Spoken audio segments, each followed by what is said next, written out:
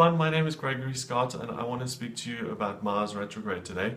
Mars goes retrograde on the 17th of April this year and it stays in retrograde until the 29th of June 2016.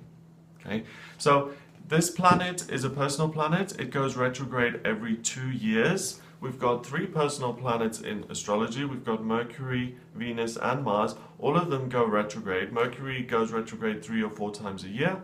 Venus about every year and a half, and Mars does this every 2 years. So I was speaking to my sister earlier and she didn't know what a retrograde is. So I just want to give you a brief explanation of really what it is. So think of yourself as driving on the highway. You're going 70 miles an hour or 100 kilometers if you're in Europe, and another car overtakes you. There's going to be a moment when it looks like the two of you are completely standing still next to each other. You're not standing still, you're both going 70 miles an hour, but it looks like you're standing still. That's when the retrograde starts, that's when the planet stations, okay? Then the car is going to keep moving forward and one car is going to appear to move backwards. It's not actually moving backwards, it just looks that way from the faster person's perspective, and that's what a retrograde is. It's when a planet appears to be going backwards. So each personal planet has a certain energy associated with it, and it usually showers planet Earth with that energy and it has an impact on you. Now when it's retrograde, that energy is somewhat altered or it's blocked in some way. If you use the tarot, it's quite similar to using inverted cards. You know, each card has an energy. When you turn it around, it means either the opposite or it means it's blocked. Same thing with astrology, with the retrograde, just means that that energy is communicated in a different way. Now, Mars in itself is about initiative, it's about assertiveness, it's about taking action, it's about aggression, it's about drive, determination, all of those things which are about moving forward. Okay? When it's in retrograde, it indicates a period of slowing down, you having kind of fewer impulses that you're driven by, giving you the opportunity to kind of reevaluate goals and to kind of reinforce your strengths. So, you know, if you're constantly driven to achieve something, you can't really step back from that and kind of think about the actual end goal. Is this something that I'm doing that's right for me? Because you're so busy in the actual moving forward.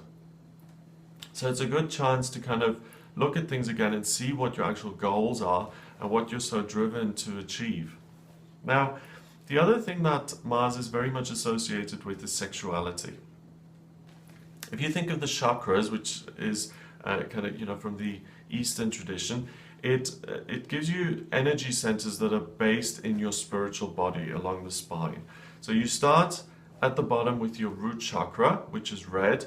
You move up to the next one, sacral chakra, which is orange. Then you've got your solar plexus chakra, yellow, your heart chakra, which is green, your throat chakra, which is light blue, your third eye chakra, which is purple, and then your crown chakra at the top, which is pink or white. Okay, so those are the energy centers of your spiritual body. And the root chakra is at the base of your spine. It's red and it has to do with the material, physical world, and it has to do with sexuality.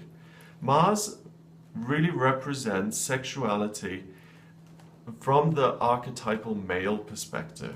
Okay, Mars is really the soldier, the warrior. That in mythology, it's the god of war. Okay, so it's sexuality, it's physicality, but it's not just sexuality from, you know, in itself. It's very specific from the male perspective. So what I'm driven to connect with, what does the male penetrate? What does the male want? It's really, really focused on that side of things. So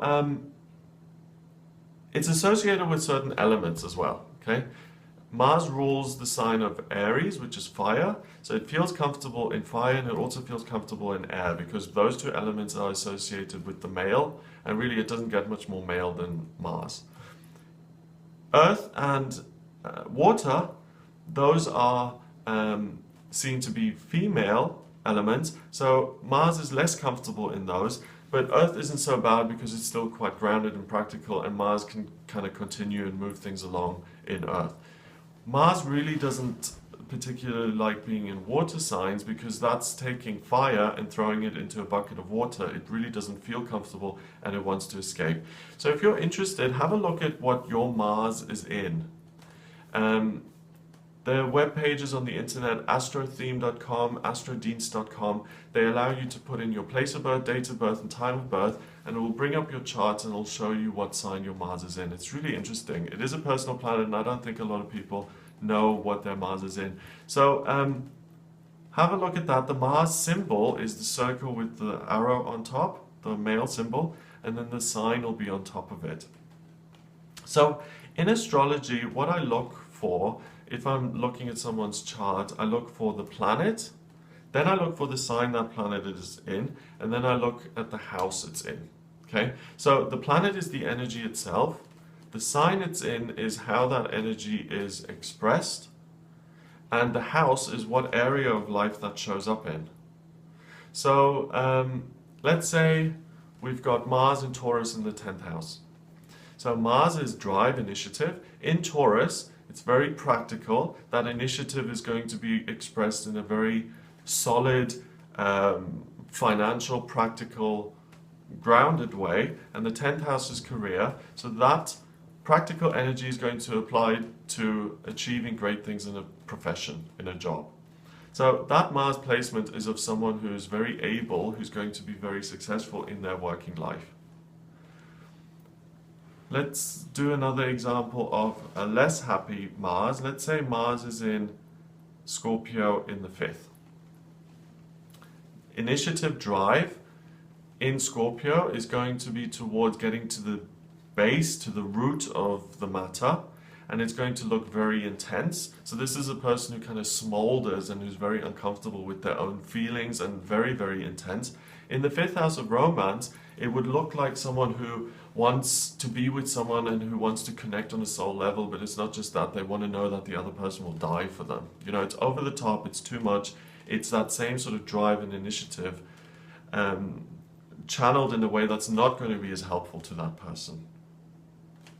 So we've got 12 signs, Aries through to Pisces, and we've got 12 houses that Mars can be in. 12 times 12 is 144. So really there can be 144 different meanings to this Mars that will really make you the person that you are, and that's why it is a personal planet, because it is such a kind of close personal energy. Now, during the retrograde, the energy is going to, as I said earlier, is going to be somewhat stifled and is going to be expressed differently.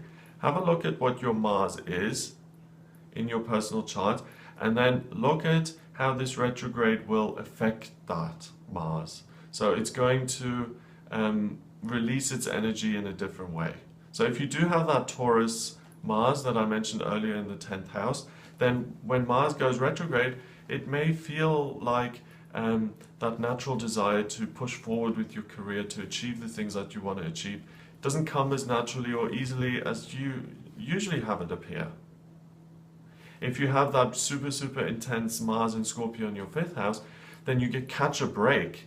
You know, that energy is going to lessen, it's going to slow down, and you can actually look at what you want in your relationships rather than being driven to constantly, you know, connect spiritually, emotionally, sexually with another person. It gives you the opportunity to kind of reinforce and to strengthen your foundations in terms of what you want in your relationship life.